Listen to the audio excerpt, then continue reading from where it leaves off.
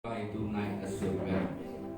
Tuhan Yesus kasihnya luar biasa, sehingga tidak naik surga saja, tetapi Tuhan berjanji mengirim, yaitu roh penghibur atau penolong dalam kehidupan kita hari lepas hari. Baik, kita pada pagi hari ini kami mohon untuk Bapak Ibu bangkit berdiri. Kita akan memuji Tuhan. Luar biasa, terlalu besar kasih Tuhan. Haleluya, Yesus. Kau berikan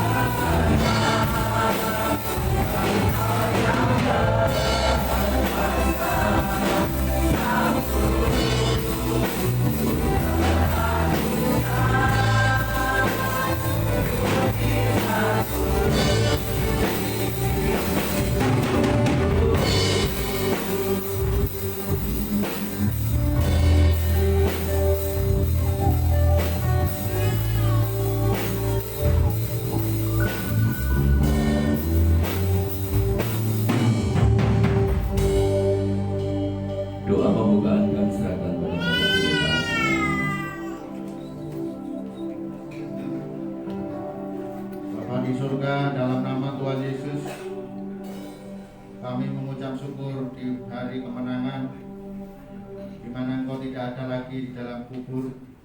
Kubur itu telah kosong karena Engkau telah bangkit dari antara orang mati.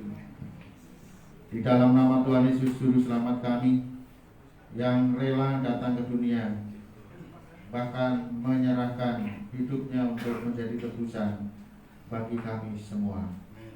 Saat ini kami umat-Mu boleh datang untuk menyembah Kau, memuji, membesarkan nama-Mu.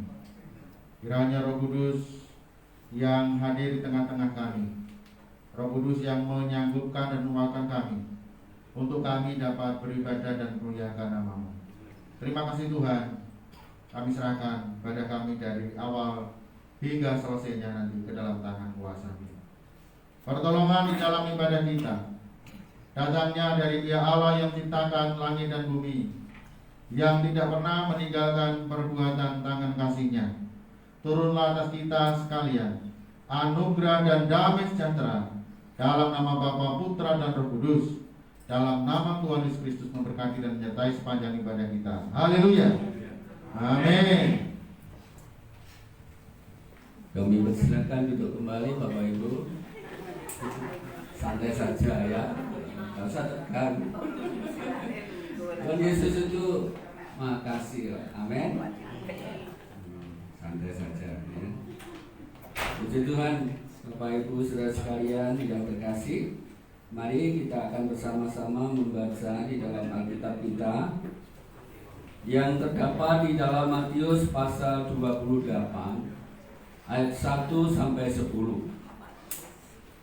Bapak Ibu, kita akan membaca bagaimana ketika itu Tuhan bangkit dari antara orang mati. Matius pasal 28 ayat 1 sampai 10. Tolong LCD segera ditayangkan. Matius pasal 28 ayat 1 sampai 10. Saya akan membacakan, Bapak Ibu menyimak di dalam Alkitab masing-masing. Setelah hari Sabat lewat, menjelang menyingsingnya fajar pada hari pertama minggu itu, pergilah Maria Magdalena dan Maria yang lain menengok kubur itu. Maka terjadilah gempa bumi yang hebat, sebab seorang malaikat Tuhan turun dari langit dan datang ke batu itu dan menggulingkannya, lalu duduk di atasnya. Wajahnya bagaikan kilat dan pakaiannya putih bagaikan salju. Dan penjaga-penjaga itu gentar ketakutan dan menjadi seperti orang-orang mati. Akan tetapi malaikat itu berkata kepada perempuan-perempuan itu, "Janganlah kamu takut, sebab aku tahu kamu mencari Yesus yang disalibkan itu. Ia tidak ada di sini, sebab ia telah bangkit, sama seperti yang telah dikatakannya. Mari, lihatlah tempat ia berbaring. Dan segeralah pergi dan katakanlah kepada murid-muridnya bahwa ia telah bangkit dari antara orang mati. Ia mendahului kamu ke Galilea. Di sana kamu akan melihat dia. Sesungguhnya aku telah mengatakannya kepadamu." Mereka segera pergi dari kubur itu dengan takut dan dengan sukacita yang besar, dan berlari cepat-cepat untuk memberitahukannya kepada murid-murid Yesus. Tiba-tiba Yesus berjumpa dengan mereka dan berkata, "Salam bagimu." Mereka mendekatinya dan memeluk kakinya serta menyembahnya.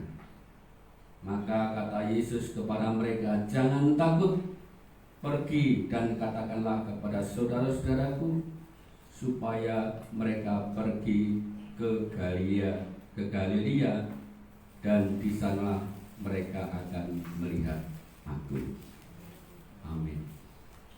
Bapak Ibu yang saudara terkasih dalam nama Tuhan Yesus Kristus, tentu kita sebagai murid Tuhan pada waktu itu, murid-murid Tuhan Yesus yang selalu mengikuti Yesus setiap hari, setiap saat, setiap waktu, hatinya sudah melekat bagaikan saudara, bagian keluarga. Tiba-tiba ditinggal begitu saja. Bagaimana kondisi pada waktu itu para murid-murid Yesus? Tentu sangat sedih dan shock. Tetapi puji Tuhan, Tuhan Yesus ternyata tidak mati, tetapi bangkit dan hidup kembali. Amin. Dan menjumpainya para murid-murid Tuhan Yesus, sehingga dikatakan murid Tuhan Yesus pada waktu ada sedih dan sukacita.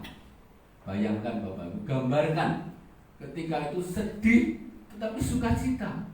Iye rasanya ya. Sedih ditinggal tapi sukacita ketemu lagi gitu loh. Amin. Nah, sukacita itu sampai sekarang ya. Sedih sudah berlalu, tetapi Roh Tuhan memberi Bapak Ibu sukacita luar biasa karena Yesus bangkit dari antara mati dan naik ke surga. Dan tidak itu saja, tetapi Tuhan Yesus mengirim Roh penghibur, yaitu Roh Kudus, setiap hari, setiap saat kepada Bapak Ibu saudara sekalian, supaya Bapak Ibu dekat kepada Tuhan melalui Roh Kudusnya. Itulah hebatnya Tuhan Yesus Kristus. Tidak ada yang lain seperti itu. Yesus luar biasa, dan Dia menemani Bapak Ibu setiap hari ketika kegiatan Bapak Ibu berlangsung. Amin. Puji Tuhan. Tuhan itu terlalu besar. Tuhan terlalu besar. Mari kita akan sama-sama pujikan ini dengan penuh pengharapan, tulusan hati kepada Tuhan.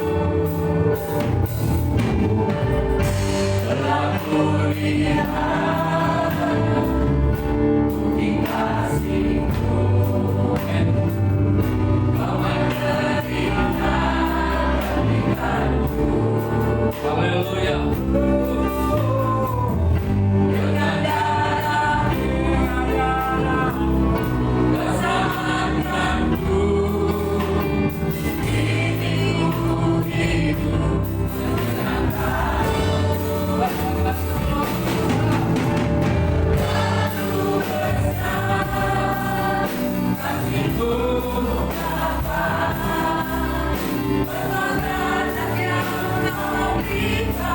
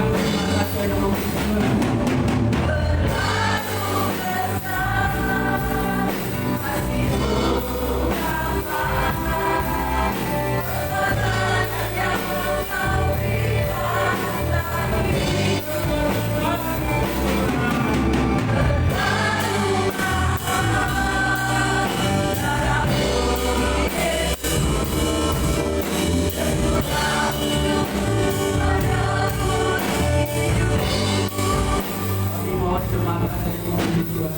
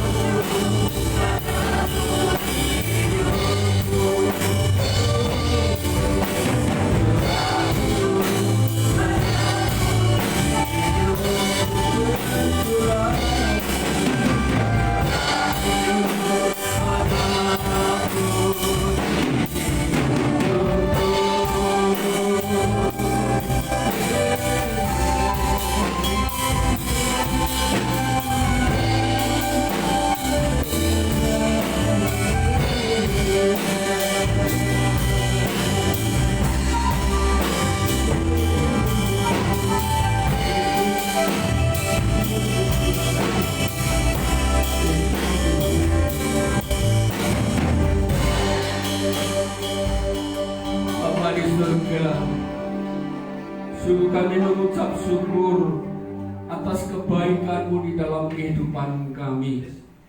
Tuhan, Engkau telah memberikan kasih-Mu itu dengan cuma-cuma. Tuhan memberikan kasih-Mu itu dengan tulus hati kepada kami. Tuhan, pada pagi hari ini Engkau telah bangkit dari antara orang mati, dan Tuhan naik ke surga. Dan tidak hanya itu saja, Engkau menemani dalam kehidupan kami. Kami bersyukur punya Tuhan yang hidup, Tuhan yang tidak mati, Tuhan yang selalu hadir ketika kami menyebut nama-Mu ya Tuhan. Engkau terlalu besar dalam kehidupan kami. Sesungguhnya kamilah yang harus dihukum, karena kami adalah orang-orang yang berdosa, yang melanggar akan kehendak-Mu ya Tuhan. Oleh sebab itu, ampuni akan setiap dosa-dosa kami. Ampuni dalam segala kesalahan kami. Mungkin Tuhan saat ini kami sering menyakitkan hati-Mu. Tuhan, kami mohon ampun. Kiranya Engkau tetap setia mengampuni kami dan menutupi akan setiap pelanggaran kami. Engkau sudah berkorban di kayu salib, dimahkotai duri, dan ditombak pada lambung-Mu sehingga mencucurkan darah. Darah itulah yang berkuasa untuk menebus dosa kami. Engkau pribadi yang tidak salah ya Tuhan. Kami yang salah ya Yesus, kami yang dosa. Tuhan, ampuni setiap kami, karena Tuhan Yesus, mereka tidak tahu apa yang mereka perbuat sehingga menyalibkan Engkau. Karena Tuhan Yesus, mereka cinta akan dunia. Mereka, Tuhan Yesus, cinta akan uang, sehingga menjual Engkau ya Tuhan. Ampuni ya Bapa. Tuhan, biarlah kebangkitan-Mu ini membuktikan iman kami yang percaya kepada Engkau yang besar itu. Karena Engkau terlalu besar dan Engkau adalah pribadi yang penuh kuasa. Terima kasih Tuhan, memang Engkau benar-benar orang yang benar. Sebagaimana pasukan Roma pada waktu itu bersaksi dan berkata, Engkau memang ini orang adalah orang benar. Oleh sebab itu Tuhan, kami yakin dan percaya Engkau adalah pribadi yang benar dalam kehidupan kami. Terima kasih Bapa, terima kasih. Di dalam nama Yesus kami ucap syukur. Di dalam ibadah pagi hari ini, yang percaya katakan amin. Puji Tuhan. Bapak Ibu, mari Bapak Ibu kami mohon bangkit berdiri. Ya, supaya tidak sepanjang kita tetap memuji dan memuliakan Tuhan. Kalau benar-benar Dia telah hidup. Amin. Mari kita nyatakan dalam pujian ini. Jikalau saudara mengatakan amin, berarti dalam pujian ini mengatakan juga Dia telah hidup. Dan itulah anak Allah. Siapa namanya? Yesus Kristus. Kita puji ini.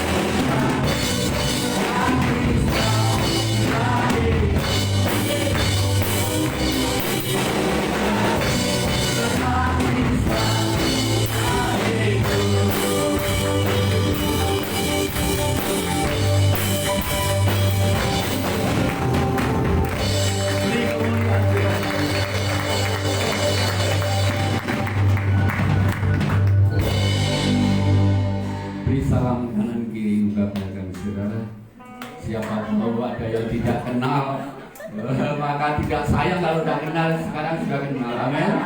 Nah ini kalau nunggu aku tonggolnya orang nyopo, makanya tak suruh kenalan gitu lah ya.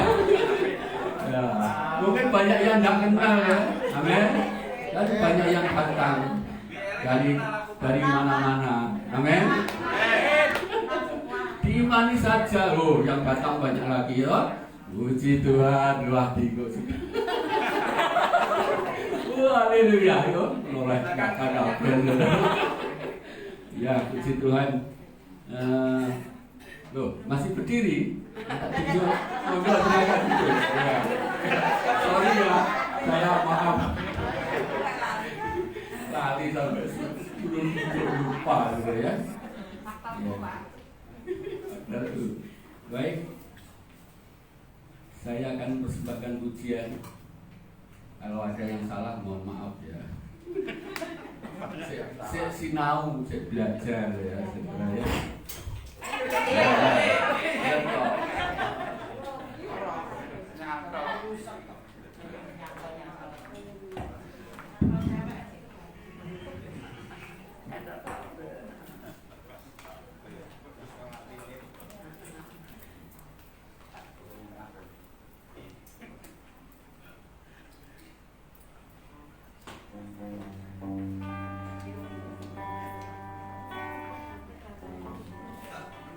Ujian ini tidak asing lagi ya,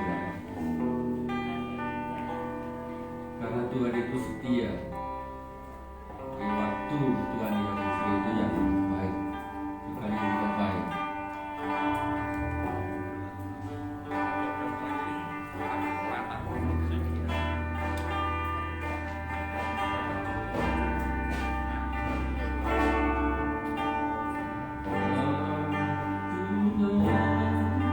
Yang setia,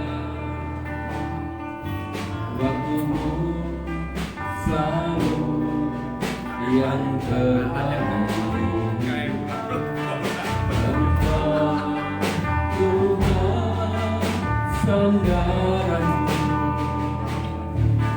dan ku hanya akan berharap padamu.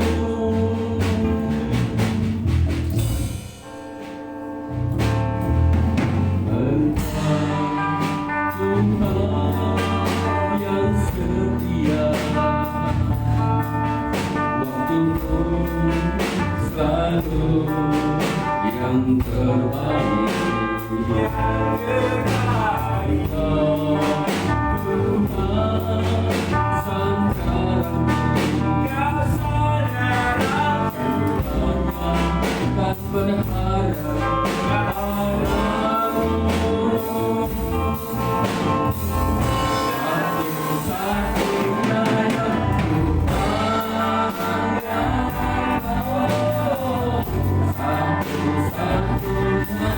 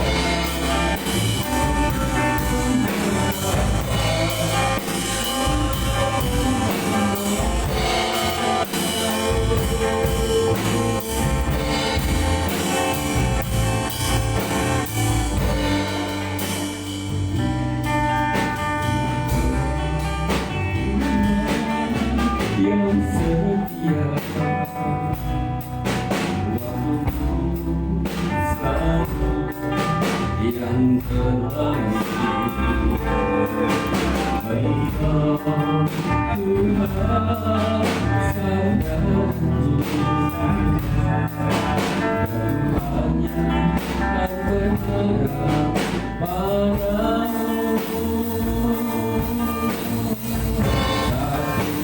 Satu-satunya yang ku andalkan, satu-satunya yang ku percaya,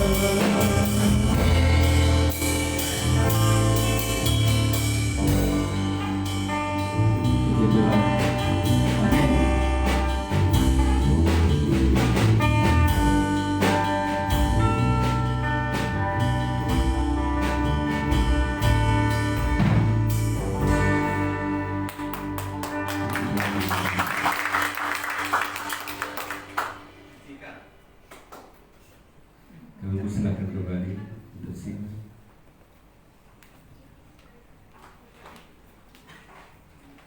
Kita akan mendengarkan kebenaran firman Tuhan, saudara. Kita siapkan hati kita untuk ditaburi oleh firman Tuhan pada Paskah hari ini.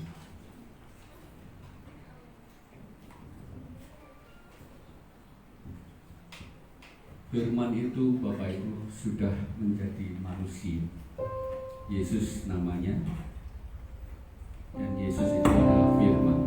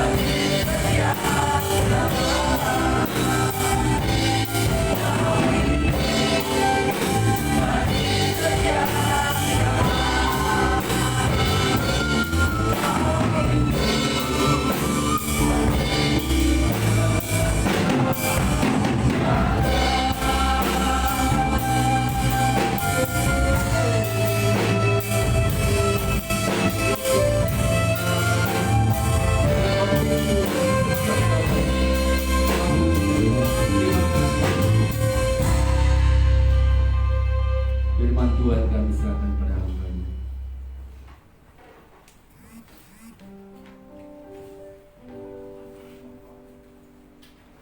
Mari kita berdoa. Bapa, kami rindu pada pagi hari ini untuk mendengar firman-Mu. Yang Roh Kudus tolong supaya kami betul-betul diberi kekuatan sekuat untuk mendengar dengan baik, konsentrasi penuh, dan segala bentuk gangguan dari apapun juga, termasuk pikiran kami dan juga dari yang jahat yang mencoba ingin mengganggu dan memalingkan kami. Kiranya Tuhan akan menyangkan dari tempat ini, Tuhan akan singkirkan dari hati dan pikiran kami. Mari ya Tuhan, tolonglah kami, dan terlebih selaku hamba-Mu yang bicara, penuhi kami dengan kuasa Roh Kudus, supaya apa yang disampaikan sungguh berasal dari Bapa. Silakan Bapa, kami mengucap syukur dan siap mendengar doa-Mu dalam nama Tuhan Yesus. Haleluya. Amin. Silakan duduk kembali.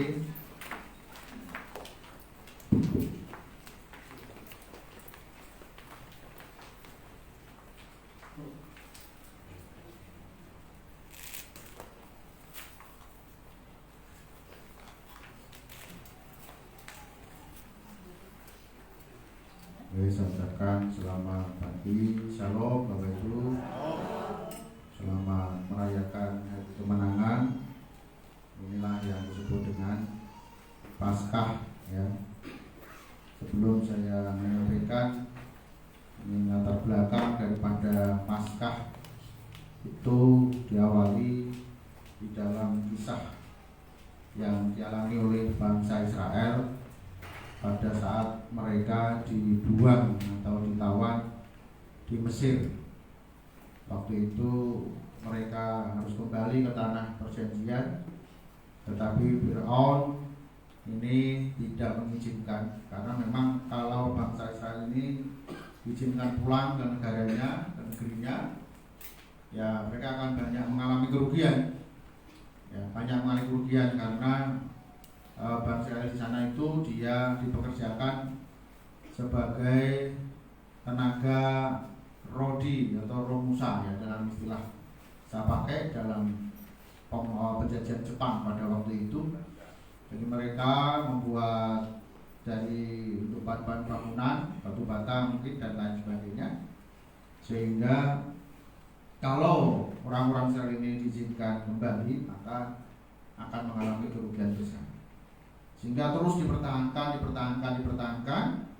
Sementara Tuhan menghendaki mereka kembali ke tanah perjanjian, tanah Kanaan yang dijanjikan oleh Tuhan, ya. Dan akhirnya terjadi perdebatan dan sampai terjadi pertumpahan darah di sana, hingga pada akhirnya Tuhan harus memberikan tulah 10 tulah atau 10 malapetaka. Di antaranya adalah ada kata air menjadi darah, kemudian ada hujan es, betul ya, dan lain-lain. Lalu sebagai puncaknya adalah kalau tidak diizinkan maka seluruh anak sulung ya akan mati, khususnya yang laki-laki. Dan sebagai tanda bagaimana nanti kalau seperti itu kan semua juga akan mati dari bangsa Israel, ya. Lalu Tuhan akhirnya perintahkan sebagai tanda bahwa supaya anak sulung itu tidak mati, maka setiap keluarga atau 2 keluarga atau 3 keluarga itu memotong 1 domba, lalu darahnya dioleskan di ambang pintu, di gawang pintu ini dikasih darah domba itu, sehingga ketika malaikat pencabut nyawa itu melewati rumah demi rumah, jadi bagi rumah yang ada darahnya itu maka akhirnya lewat, bablas malaikat yang jadi mampir, gitu ya. Kemudian kalau tidak ada, malaikat masuk di rumah itu dan mengambil nyawa daripada anak sulung. Anak sulung itu berarti anak yang barep, anak yang pertama, laki-laki, diambilnya, atau mati. Nah, pada hari itu terjadi tangisan yang luar biasa, karena khususnya di kalangan orang-orang Mesir, karena mereka tidak dikasih tahu, mereka tidak dikasih tahu, hanya untuk orang Israel saja itu diberitahukan supaya mereka tidak ikut celaka menerima murka Tuhan seperti itu. Bapak Ibu Saudara yang kasih Tuhan, jadi kata lewat inilah yang disebut dengan Paskah dalam konteks perjanjian lama. Lalu syarat Paskah adalah harus ada darah, harus ada darah, Dan istilah ini akhirnya ada istilah perjanjian darah. Ada apa? Darah itu dipakai sebagai simbol perjanjian. Darah itu dipakai sebagai simbol untuk mengikat dan lain sebagainya dalam perkembangan manusia, peradaban manusia selanjutnya sampai sekarang ini. Nah, itu adalah sejarah Paskah. Jadi Paskah itu artinya lewat atau dilewati karena ada darah yang dioleskan di ambang pintu, seperti itu. Nah, bagaimana Paskah yang kita peringati pada saat ini? Tidak seperti itu, tetapi Paskah yang kita peringati saat ini adalah Paskah di mana Tuhan Yesus sudah mati di salib dan darahnya telah tercurah, telah tercurah atau dicurahkan karena memang harus dimahkotai dengan duri, lalu harus dipaku tangan dan kakinya, kemudian tombak juga dan lain sebagainya. Darah itu keluar sedemikian rupa. Kemudian Tuhan Yesus itu betul-betul mati. Jadi saya koreksi sedikit, Pak Sugeng bilang Tuhan Yesus tidak mati, itu salah. Betul adalah Tuhan Yesus betul-betul mati dan betul-betul hidup kembali, bangkit kembali dari antara orang mati. Kalau hari Jumat yang lalu kita memperingati hari Jumat Agung, yaitu memperingati hari kesengsaraan dan kematian Tuhan, Lalu pagi-pagi ini isu kutuk-kutuk kalau orang Jawa bilang, atau isu umun-umun dalam bahasa Jawa itu itu sudah bangkit dari antara orang mati. Makanya di beberapa gereja itu ada yang ibadahnya itu jam 4 pagi, yang ingin mengekspresikan kebangkitan itu, bahwa Tuhan Yesus bangkit itu betul-betul pagi umun-umun. Jadi matahari belum terbenam sudah bangkit, ya dirayakan seperti itu. Kalau kita mau adakan jam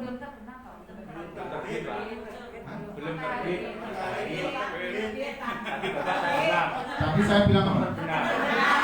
Oh, berarti saya tahu dengan ini memperhatikan ya. Saya memang seperti itu.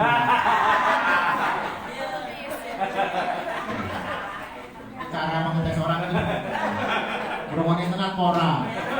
Orang berongoni paling-paling ya ngomong amin salah. Makanya kan itu salah satu tip pembicara itu ya. Bapak Ibu Saudara, jadi sebelum matahari terbit, ya wisuk umun-umun itu, ya Tuhan Yesus sudah bangkit dari antara mati. Kalau kita baca di dalam baik Injil Matius maupun ya Injil itu Matius, Markus, Lukas, dan Yohanes, nah itu kita bisa membaca satu peristiwa itu yang luar biasa. Ya. Jadi kita akan baca saja di dalam Injil Yohanes saja yang terakhir ya, kebangkitan Yesus itu, mulai ayat yang pertama dari pasal berapa? Ayo, yang siapa yang tahu? Biar orang ngantuk. Yohanes pasal berapa? Ayo. Ini toknya ini rasi mencoba kita. Ya tak tes. Hah? Ya betul. Nanti tak kasih telur satu. Plus sayapnya ya Pak. Ada ayat itu. Ya sudah. Yohanes 20 ayat 1 dan seterusnya kita baca bergantian. Pada hari pertama minggu itu, pagi-pagi benar, ketika hari masih gelap, pergilah Maria Magdalena ke kubur itu, dan ia melihat bahwa batu telah diambil dari kubur. Ia berlari-lari mendatangi Simon Petrus dan murid yang lain yang dikasihi Yesus, dan berkata kepada mereka, Tuhan telah diambil orang dari kuburnya, dan kami tidak tahu di mana ia diletakkan. Maka berangkatlah Petrus dan murid yang lain itu ke kubur. Keduanya berlari bersama-sama, tetapi murid yang lain itu berlari lebih cepat daripada Petrus, sehingga lebih dahulu sampai di kubur. Ia menjenguk ke dalam dan melihat kain kapan terletak di tanah, akan tetapi ia tidak masuk ke dalam. Maka Simon Petrus juga masuk di dalam dan masuk ke dalam kubur itu. Ia melihat kain kapan terletak di tanah. Sedang kain peluh yang tadinya ada di kepala Yesus tidak terletak dekat kain kapan itu, tetapi agak di samping di tempat yang lain dan sudah tergulung. Maka masuklah juga murid-murid yang lain yang lebih dahulu sampai ke kubur itu, dan ia melihatnya dan percaya. Sebab selama itu mereka belum mengerti isi kitab suci yang mengatakan bahwa ia harus bangkit dari antara orang mati. Lalu pulanglah kedua murid itu ke rumah. Amin. Bapak Ibu, kalau didramakan, mereka waktu peristiwa penyalipan Tuhan Yesus itu, setelah selesai acara itu, ya mereka kemana murid-murid itu? Mereka kemana? Di mana mereka? Setelah hari Jumat itu, mereka kemana? Ya mereka berkumpul di satu tempat lah. Tapi yang jelas memang kondisi saat itu ya secara manusia ya mengalami ketakutan, jangan-jangan nanti mereka diambil, ya, karena memang ternyata katanya Tuhan Yesus itu mau bangkit dan tidak bangkit, gitu ya, dan mati sungguhan, disalib sungguhan, begitu ya. Ya, saya kira itu hal yang wajar dan manusiawi, ya, manusiawi sekali, ya, apalagi seperti yang sekarang terjadi ini ya, sehingga banyak sekali teroris, ya. Jadi bedanya teroris dengan Tuhan Yesus itu apa? Bisa membedakan nggak? Bedanya teroris sama Tuhan Yesus apa? Kan sama-sama mati toh? Teroris mati juga kan? Mengorbankan dirinya, meledakkan diri. Betul nggak? Tuhan Yesus juga sama. Mati kan? Mengorbankan dirinya kan? Ya, jadi begini, kalau teroris itu mati untuk mematikan banyak orang tujuannya. Betul nggak? Ya kan? Untuk mencari pahala dirinya sendiri. Karena menurut mereka semakin banyak orang yang mati, dia semakin dapat pahala banyak. Ya, bidadarinya ditambah. Gitu. Ya. Nah, itu kalau laki-laki, kalau perempuan terus dikasih opo. Gitu. Ketoro-kolo. Kan gitu ya. Tapi Tuhan Yesus mati tujuannya bukan untuk membunuh orang. Tapi Tuhan Yesus mati untuk menyelamatkan sebanyak-banyaknya orang, untuk memberikan hidup kepada banyak orang. Itu bedanya. Sangat kelihatan sekali. Ya. Tanpa ada motivasi untuk kepentingan diri sendiri.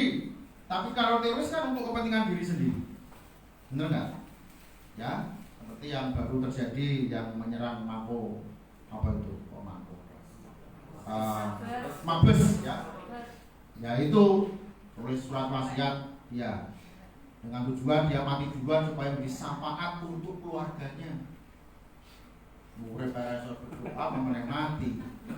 Kan gitu. Tapi itu sebuah keyakinan.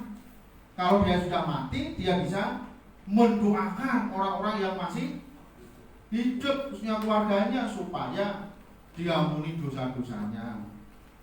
Begitu kan? Itu keyakinan mereka, Bapak Ibu Saudara. Nah, apakah benar seperti itu? Ya, Tuhan yang memberikan penilaian dan keputusan. Tetapi Alkitab tidak pernah mengatakan begitu. Ya, Alkitab tidak pernah mengatakan begitu, tidak pernah mengajarkan.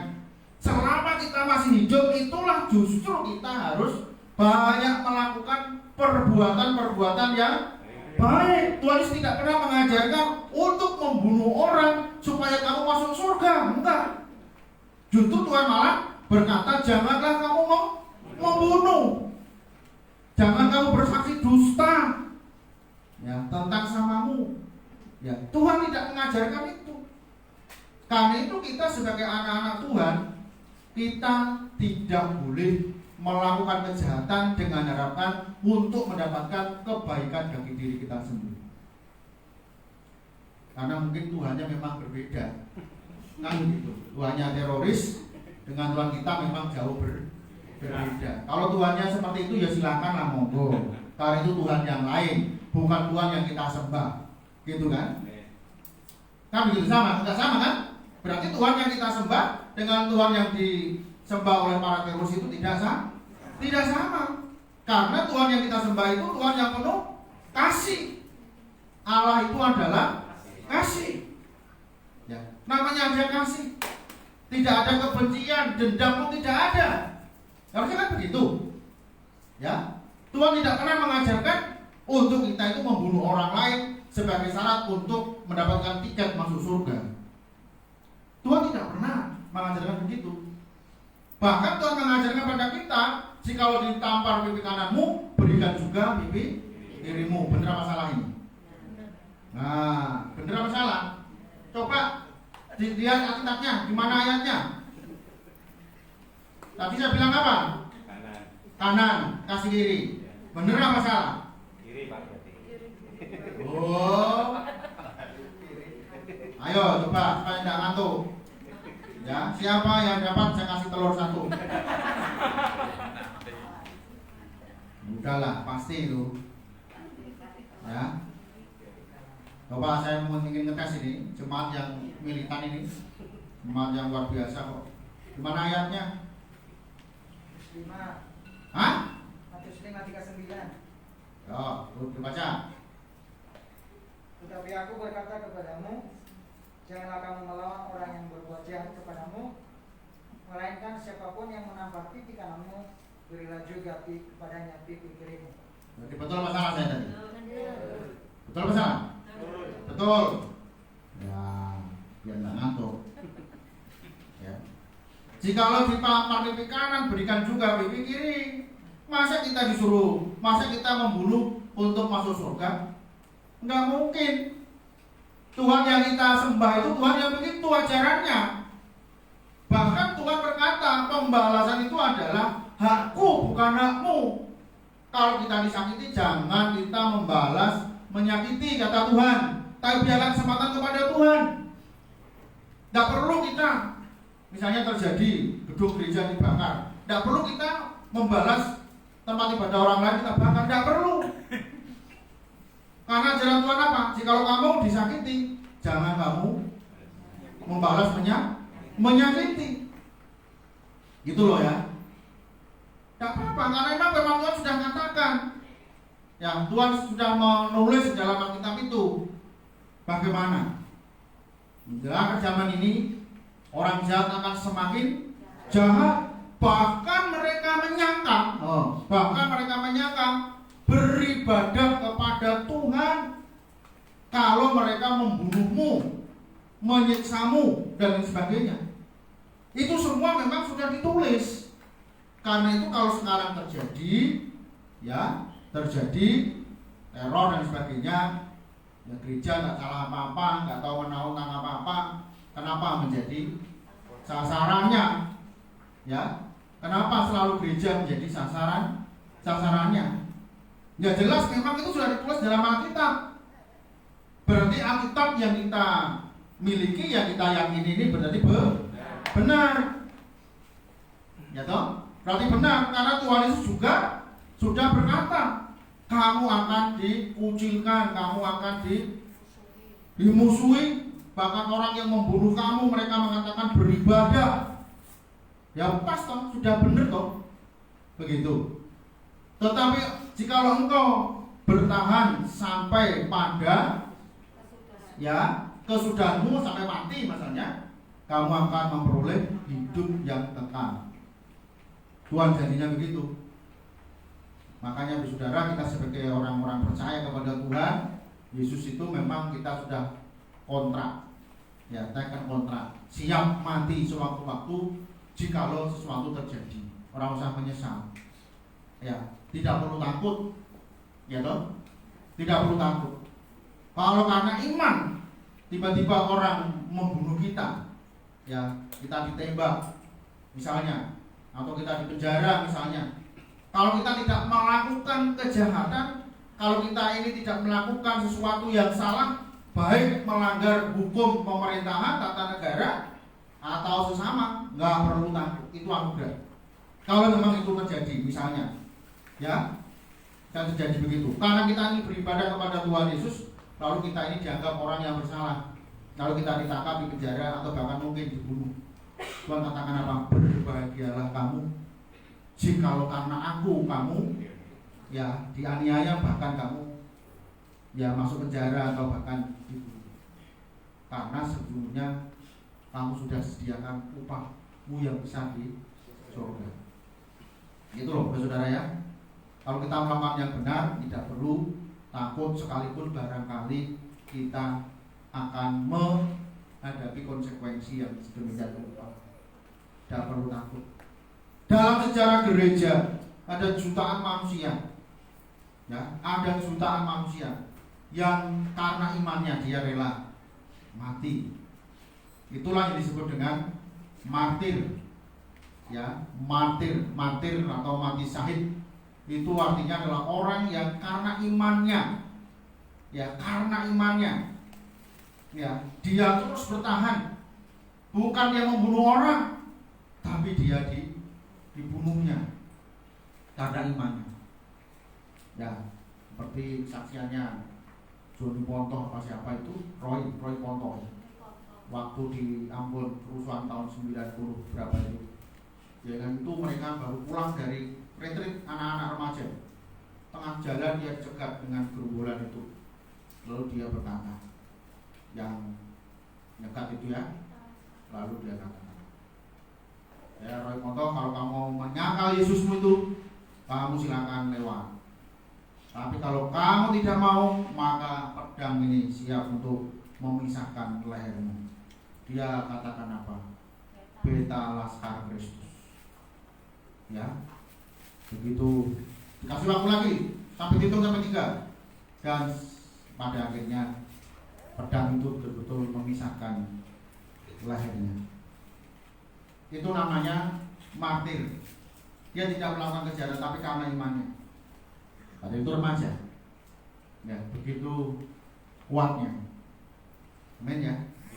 Nah, sekarang ini lawan kita bukan pedang itu, tetapi virus. Ya, virus saya ngomong, tapi itu betul-betul memisahkan kita dari pertemuan-pertemuan ibadah kita.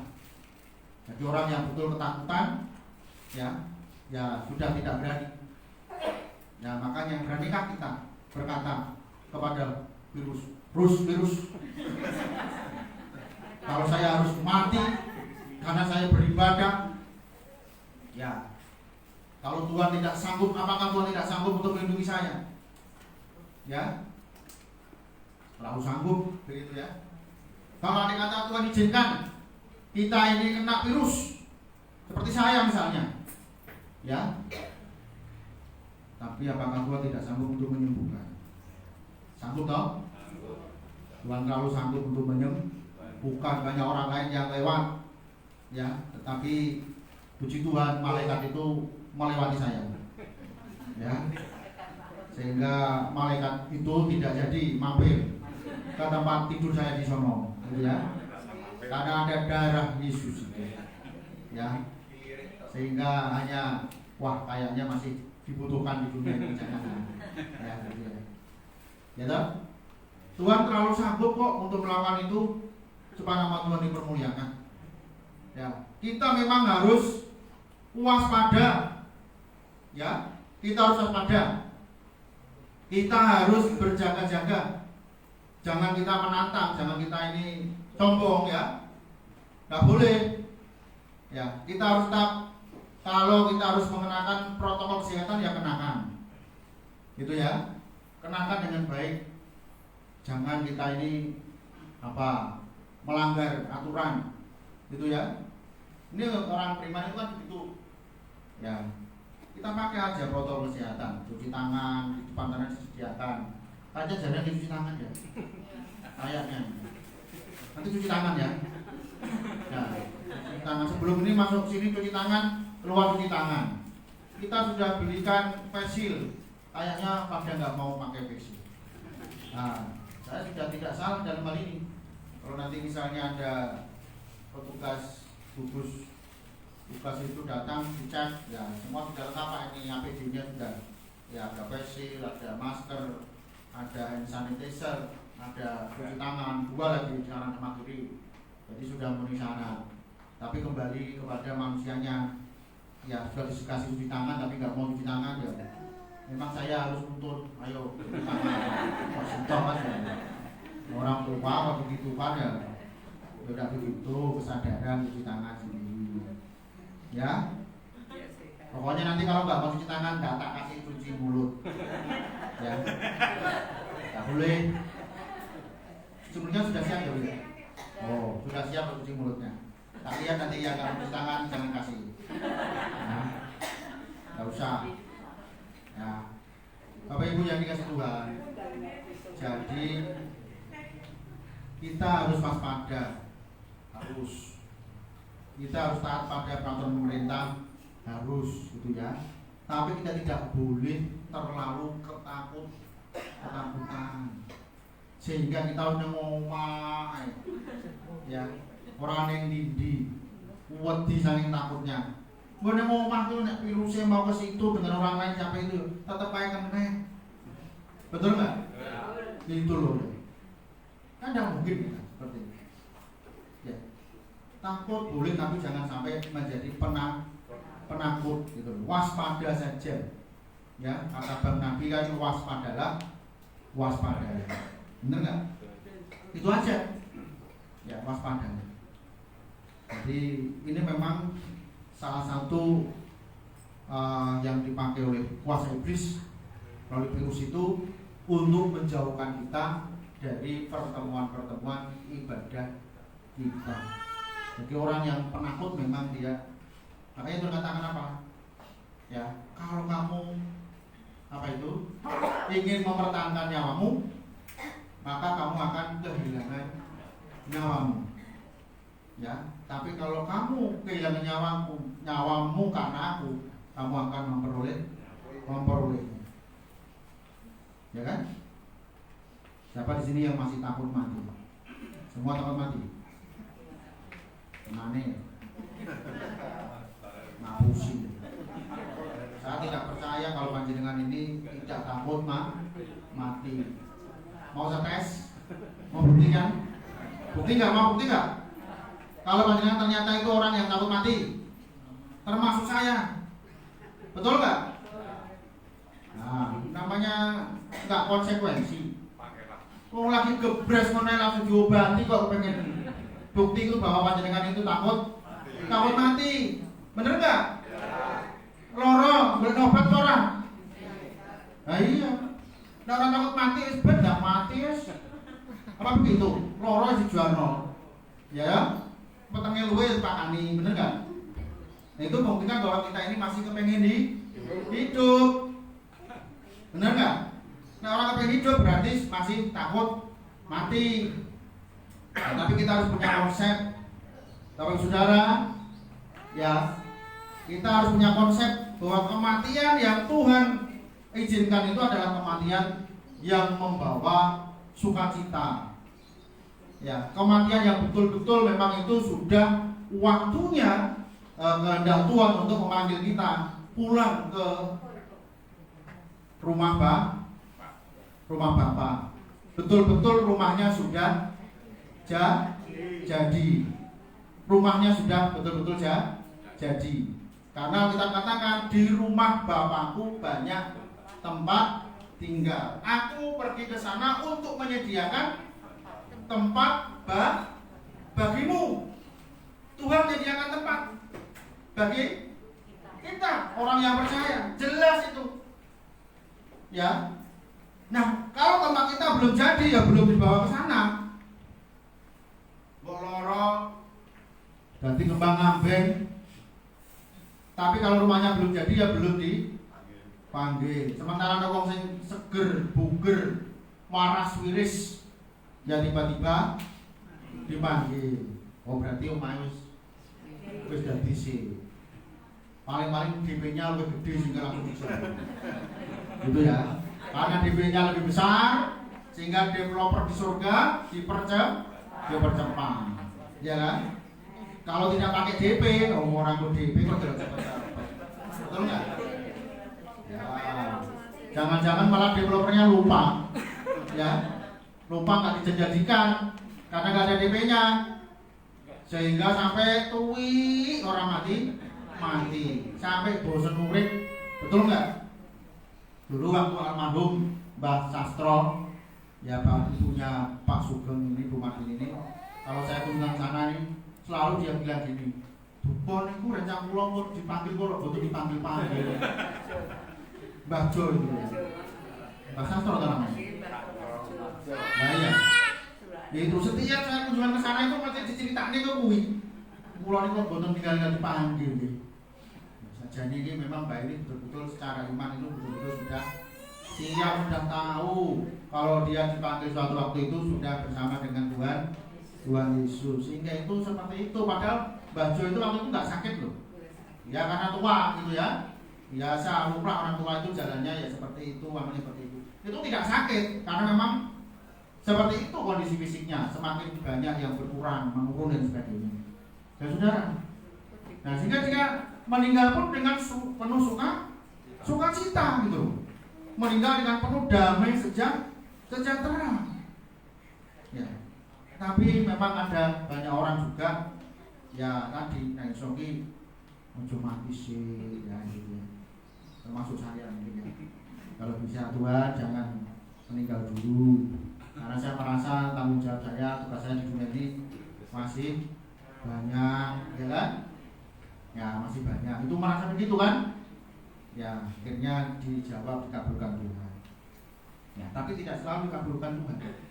Begitu ya. Ini Mas Agus juga begitu. Kapan itu sudah Tuhan aku minta mati katanya. Ya. Ini orang mati-mati sampai saya ini. Eto'e memang dia belum DP ya. Jadi belum DP ya. Di sana developernya ya dulu nenek Mas. Sabar ya. Kan begitu. Loh kalau secara manusia masuk ke sini kalau mau mati alasannya sangat punya alasan sekali. Ya kan? Mesti kok beberapa hari ngono langsung posting sekerat roti 2000 aja nggak ada, setetes air juga tidak ada, padahal keras samping itu air kan buang terus ini gitu ya. Ada alasan untuk mati itu sangat mungkin karena setetes air saja tidak ada, betul nggak? Sekerat roti pun tidak ada, alasan untuk mati itu sangat mungkin gitu ya kan. Wah kondisinya kok seperti ini, memprihatinkan gitu ya. Lalu pasti yang komen pendeta mungi nyapo kowe kok dibanding karo ngono kan ngono sih. Langsung gitu. Tak jawab secara pribadi. Kan gitu ya. Supaya mereka juga tidak berdosa. Kan gitu. Ya. Alasan untuk mati bisa saja. Karena seperti itu Saudara. Ya kan? Tapi Yesus sudah mati untuk kita. Amin. Dia betul-betul mati. Bukan mati suri. Bukan. Yesus betul-betul mati. Saksinya terlalu banyak. Orang yang menyalibkan termasuk pasukan tentara yang menguburkan, dan juga kuburnya itu dimeterikan, dicap, lalu dijaga oleh tentara. Seperti di depan itu banyak tentara. Ya, tentara itu, polisi. Ya, perhatikan di Joko, masuk tentara Joko itu turu ya kaya, bener nggak? Mana ada polisi yang berjaga-jaga, tentara berjaga-jaga, dia berani tidur? Gak mungkin. Sehingga yang dibaca Pak Sugeng dalam Injil Matius tadi, bawahnya itu dusta mahkamah agama. Nah, berita inilah yang disebarkan sampai hari ini katanya, ya kan? Nah itu dibaca dalam Matius 28 ayat 11. Ketika mereka di tengah jalan, datanglah beberapa orang dari penjaga itu ke kota dan memberitahukan segala yang terjadi itu kepada imam-imam kepala.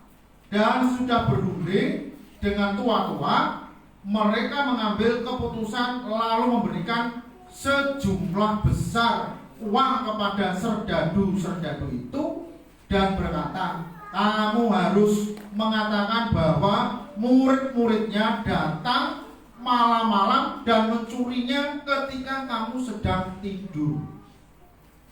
Dan apabila hal ini terdengar oleh wali negeri, kami akan berbicara dengan dia sehingga kamu tidak beroleh kesulitan apa-apa. Mereka menerima uang itu dan berbuat seperti yang dipesankan kepada mereka. Dan cerita ini tersiar di antara orang Yahudi sampai sekarang ini. Saudara, jadi ada dusta atas peristiwa kebangkitan Tuhan Yesus. Didustakan. Ya, itulah yang ditulis oleh Injil Barnabas. Bahwa Yesus itu tidak mati, ya, dia itu tidak mati. Ya, dicuri mayatnya, ya, dilarikan kemana begitu, tidak bangkit ya, begitu. Dan berita itu sampai sekarang ini, begitu. bahkan di langit jam 4 atau jam berapa, begitu ya. Jadi tidak pamit, ya kan? Nah, informasi berita itu telah dipolitisir oleh imam-imam besar pada waktu itu dengan menyuap serdadu-serdadu. Dan itu tentara yang menjaga kubur itu ada di situ. Ya, dia melihat peristiwa bagaimana malaikat itu menggulingkan tutup kubur itu, digulingkan, ada suara besar kan? Ketika malaikat datang itu, mereka tahu, mereka ketakutan seperti orang mati. Dikatakan begitu, ya. Dia saksi mata, saksi kunci. Ini saja dulu yang menjaga ini. Sebelum Petrus dan Maria Magdalena datang, ya. Ketika Maria Magdalena dan Petrus datang kan batu itu sudah terguling, tutupnya itu sudah terguling, dan Tuhan sudah tidak ada di situ. Mereka tahu persis peristiwa itu benar-benar terjadi. Tetapi itu tadi ya, didustakan atau disuap untuk memberitakan bahwa Yesus tidak bangkit, tetapi waktu malam murid-muridnya datang. Mana mungkin ya, itu dijaga dengan tentara senjata lengkap kok gitu ya. Ya. Tapi itulah yang terjadi. Cerita itu. Ya, sekarang ini Tuhan Yesus seringkali menampakkan diri kepada orang-orang yang dipilihnya. Banyak banget, terlalu sering sekarang. Ya, Tuhan Yesus mendatangi orang-orang yang dipilihnya untuk menjadi orang yang percaya. Ya kan? Nah, makanya saudara, yang benar adalah Tuhan Yesus betul-betul bangkit dari antara orang mati pada hari ketiga, seperti apa yang dikatakannya sebelum peristiwa itu terjadi. Bahkan berulang-ulang Tuhan Yesus mengajar kepada murid-muridnya, itu berulang-ulang, bukannya sekali, bahwa anak manusia akan diserahkan kepada tangan orang berdosa, lalu dibunuh, tapi pada hari yang ketiga itu akan bangkit kembali. Pada awalnya Tuhan itu mengunjungi Yerusalem, ya, Bait Allah Yerusalem itu, betul nggak? Lalu Tuhan Yesus berkata, apa kata Tuhan Yesus? Sesungguhnya batu-batu ini tidak akan ya bertumpuk di batu satu dengan yang lain. Artinya Bait Allah ini akan dihancurkan gitu kan? Gitu ya. Tapi akan dibangun pada hari yang ketiga. Tapi mereka semua nggak mudeng. Nanti kata kita dikatakan begitu juga nggak mudeng. Maksudnya apa? Ya. Jadi Tuhan sedang memberitakan kepada dirinya sendiri bahwa itu akan terjadi atasnya. Ya.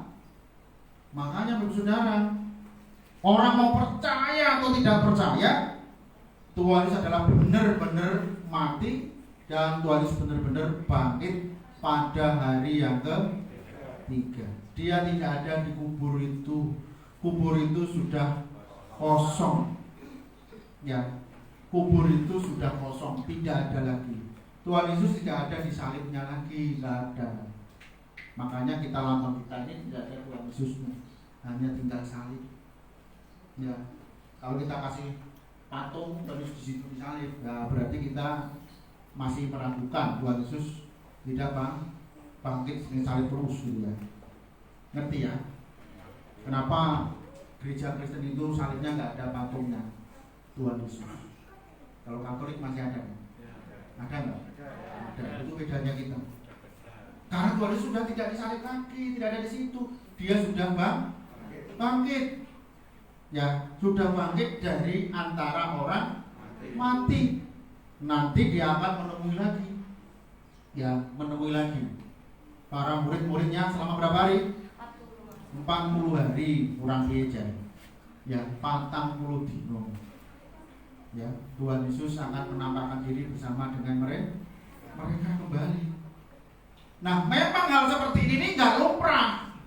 Hal ini memang sangat sulit untuk bisa diukur dengan otak dan kepala kita, dengan pikiran kita. Tidak mungkin, tidak masuk akal. Memang Tuhan Yesus tidak masuk akal, saudara. Kalau Tuhan itu bisa diukur dengan akal pikiran kita, berarti kita ini bisa ngakali Tuhan. Ya kan? Ya, Tuhan tidak lebih cerdas daripada manusia. Kalau semuanya bisa dijangkau oleh akal pikiran kita. Karena selama ini tidak ada namanya orang mati itu hidup lagi, itu tidak ada. Ya, tidak ada, saudara. Tetapi inilah yang terjadi, peristiwa itulah terjadi, bahwa Yesus sungguh-sungguh bangkit dari antara orang mati. Saksinya siapa? Para serdadu. Yang kedua siapa? Para murid. Yang begitu banyak siapa lagi? Orang-orang ketika 40 hari menampakkan diri. Ya, mereka bisa melihat kembali. Coba, kalau saudara. Memang hal ini tidak mudah, tapi inilah realita. Ini adalah kenyataan. Ini betul-betul terjadi, bahwa Tuhan Yesus itu benar-benar Tuhan dan manusia sempurna 100%. Ya, kalau manusia itu sempurna 100%, maka kalau dia mati bisa hidup kembali seperti Tuhan Yesus. Kalau panjenengan mati gak urip meneh, berarti panjenengan keuang dosa. Ya, betul nggak?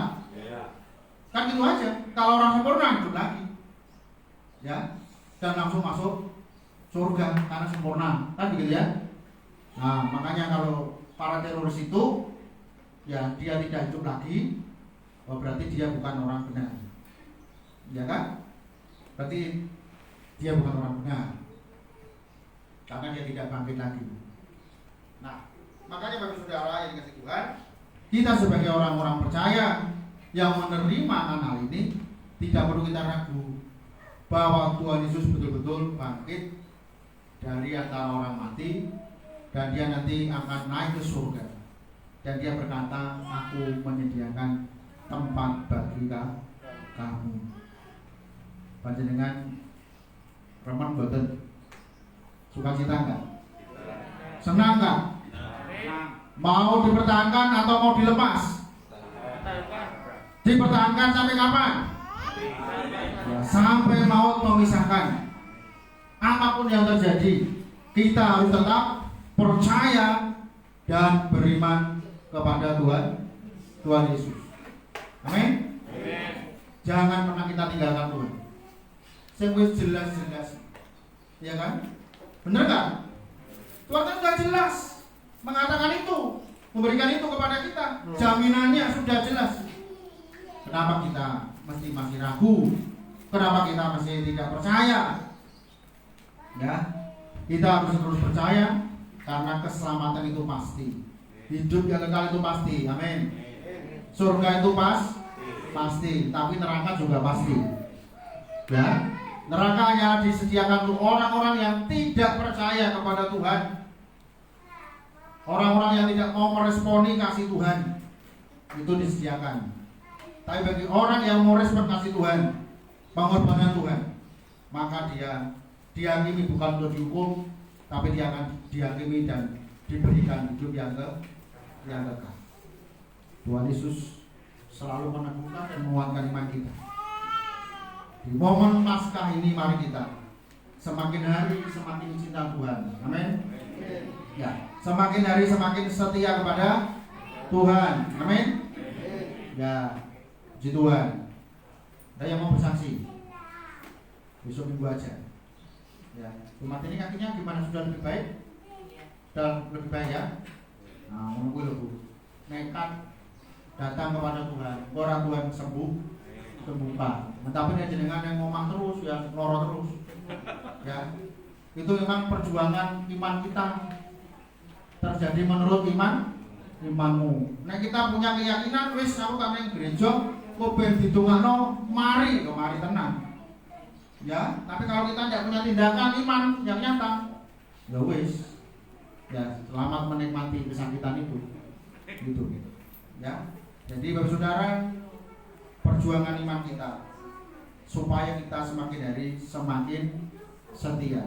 Tuhan Yesus telah mati di kayu salib dan bangkit pada hari yang ketiga di minggu ini. Dia memberikan jaminan kepada kita semua. Penyakit kita sudah ditanggung, ya. Bahkan hukuman kekal yang harus kita terima telah ditanggungnya. Sehingga mahkota kehidupan itu sudah tersedia bagi kita orang yang percaya. Tuhan Yesus memberkati kita semua. Amin. Mari kita akan berdoa. Ya Tuhan Allah yang bertata dalam kerajaan surga, dalam nama Tuhan Yesus Juru Selamat kami yang hidup, terima kasih untuk kesempatan yang Tuhan anugerahkan, sehingga sampai hari ini Engkau memberikan kepada kami kekuatan dan kehidupan. Tuhan, di dalam acara Paskah pada saat ini kami peringati akan kemenangan Tuhan dari antara orang mati dan menjadi kemenangan bagi kami. Memang kami semua akan mati secara jasmani, tetapi secara rohani kami tetap hidup bersama-sama denganmu. Surga itu sudah pasti diberikan kepada setiap orang yang percaya kepada Tuhan Yesus Kristus. Bukan mudah-mudahan, karena surga itu bukan karena perbuatan kami, tapi diberikan karena iman kami, percaya kami kepada Engkau. Tuhan, terima kasih atas anugerah-Mu yang sangat-sangat tak ternilai dalam hidup kami. Tuhan begitu dahsyat dan luar biasa. Tuhan begitu mengasihi, mengayomi dalam kehidupan kami. Terpujilah nama Bapa, dalam nama Tuhan Yesus. Haleluya. Amin.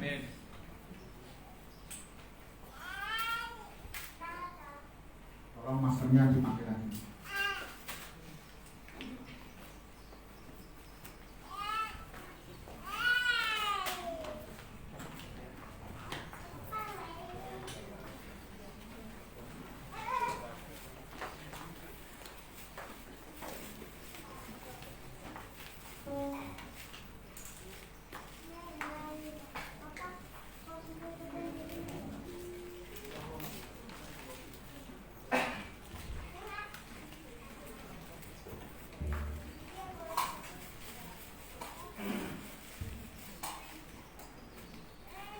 Terima kasih kebenaran firman Tuhan yang begitu jelas pada kita bahwa Tuhan Yesus benar-benar mati dan bangkit kembali.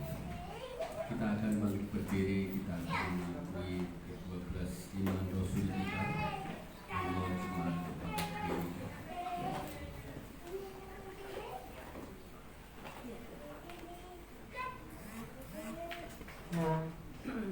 Setiap umat Tuhan di muka bumi ini yang percaya kepada Tuhan Yesus Kristus akan mengakui ke-12 iman Rasul kita yang berbunyi demikian. Aku percaya pada Bapa yang Maha Kuasa, Allah langit dan bumi, dan kepada Yesus Kristus Anak yang tunggal Tuhan kita, yang dikandung oleh Roh Kudus, lahir dari anak darah Maria, yang menderita sengsara di bawah pemerintahan Pontius Pilatus, disalibkan, mati dan dikuburkan, turun dalam kerajaan maut, pada hari yang ketiga bangkit pula dari antara orang mati, naik ke surga, duduk di sebelah kanan Allah, Bapa yang Maha Kuasa, dan dari sana Ia akan datang kembali untuk menghakimi orang yang hidup dan yang mati. Aku percaya pada Roh Kudus, Gereja yang kudus dan am, persekutuan Roh Kudus, ampunan dosa, kebangkitan tubuh, dan kehidupan kekal. Amin. Silakan. Kita akan memberikan kepada Tuhan yang terbaik. Kita akan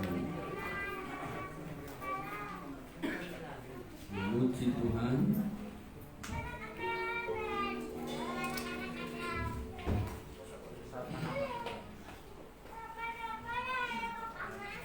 Besarkan nama Tuhan. Bagi kita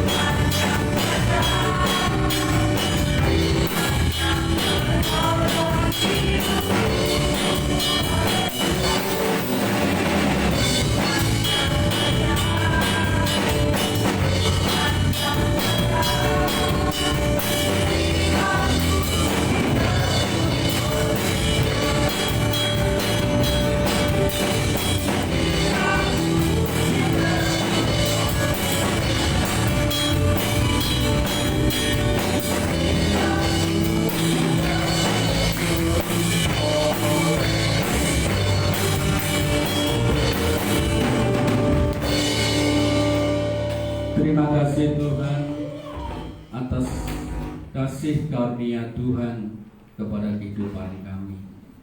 Bapa, kami menyerahkan persembahan kami yang sudah kami berikan kepada Engkau berupa uang ini. Biarlah berguna buat kemuliaan nama-Mu, pekerjaan-Mu di tempat ini. Berkati bendahara yang mengelola, supaya mengerjakan dengan takut akan Tuhan. Bapa, kami berdoa kepada-Mu buat janda-janda miskin, anak yatim piatu dimanapun mereka berada. Tuhan juga berkati mereka sama dengan Tuhan memberkati kami. Terima kasih Tuhan atas pertolongan dan penyertaan dan berkat-Mu sepanjang hidup kami. Berkati tangan-tangan yang sudah memberi maupun belum, dan juga berkati sidang jemaat-Mu dalam setiap usaha dan pekerjaannya. Biarlah Tuhan akan terus menolongnya sehingga jemaat-Mu tidak kekurangan, bahkan berkecukupan, bahkan berkelebihan. Terima kasih ya Tuhan, terima kasih. Bapa, kami juga berdoa tentang kuasa-Mu pada pagi hari ini. Kami serahkan gereja-Mu di tempat ini supaya semakin hari semakin luar biasa. Tuhan, kami berdoa buat saudara-saudara kami yang saat ini tidak bisa hadir. Mungkin mereka sedang sakit secara khusus, dan berdoa untuk keluarga Pak Bambang, Bu Bambang. Tuhan akan pulihkan dan sembuhkan dari sakit penyakitnya. Dan berdoa juga untuk Ibu Sugeng kakinya yang saat ini dipakai jalan masih sakit. Dalam nama Yesus, Tuhan akan sembuhkan dan pulihkan, bisa nanti bisa berkumpul di gereja-Mu tempat ini kembali. Kami berdoa pemulihan dari Bu Martini, pemulihan dari kaki Mas Riko, demikian juga saudara kami yang lain yang sakit. Tuhan akan jamah, Tuhan akan sembuhkan.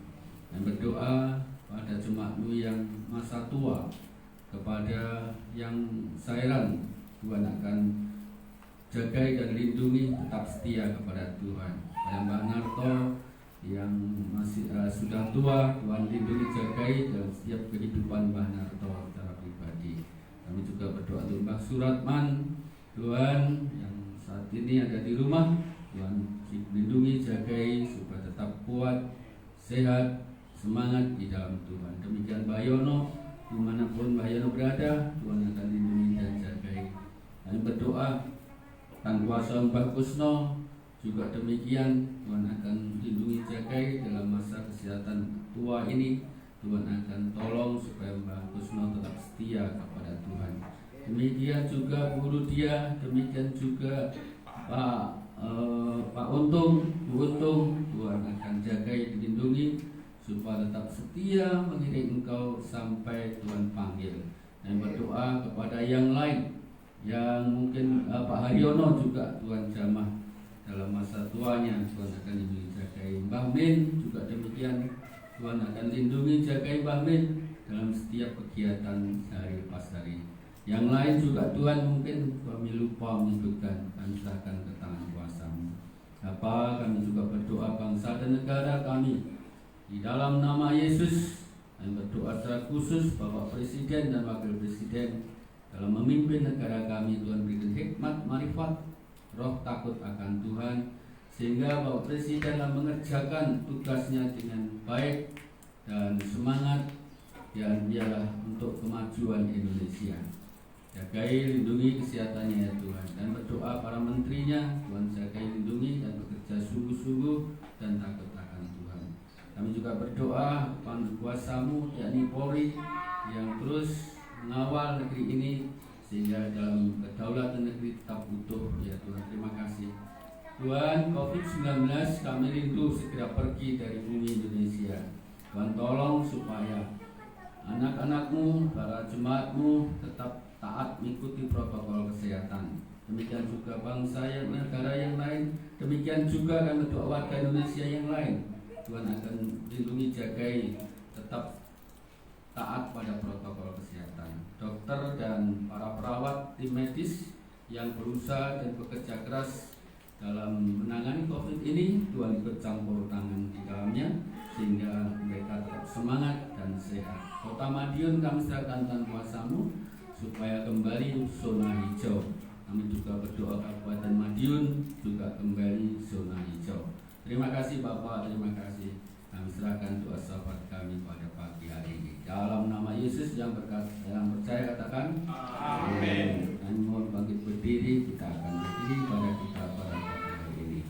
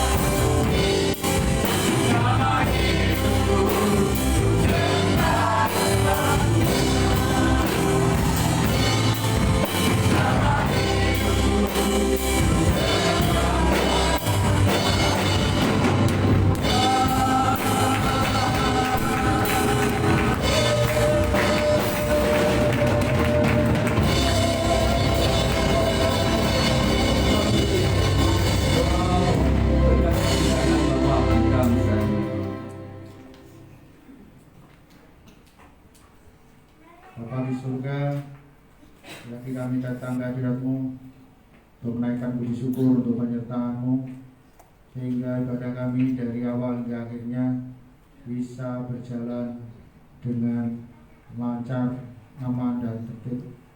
Tuhan kiranya berkenan untuk menerima persembahan tubuh kami sebagai persembahan yang hidup di momentum perayaan Paskah pada tahun ini.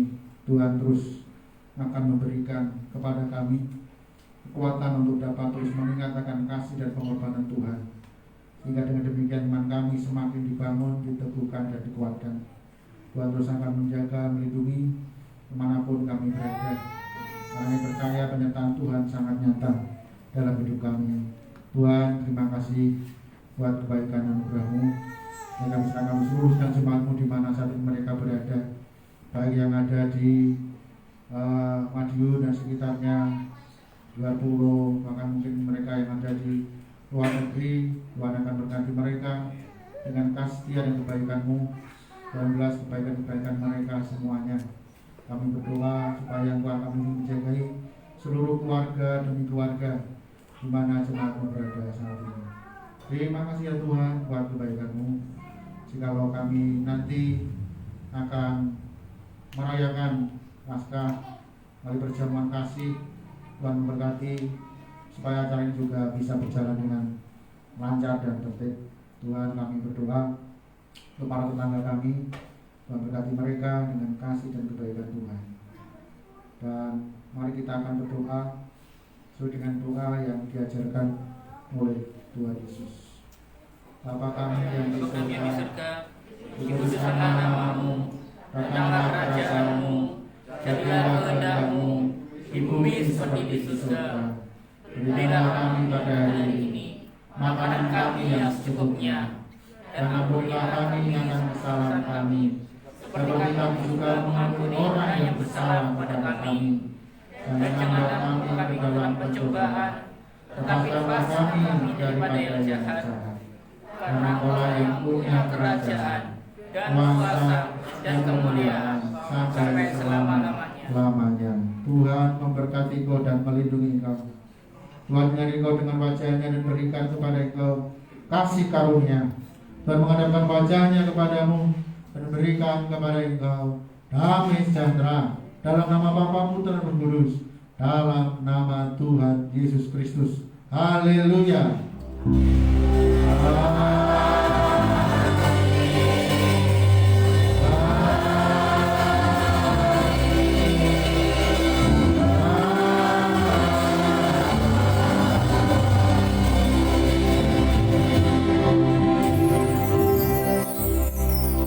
Kita mengambil saat teduh sejenak.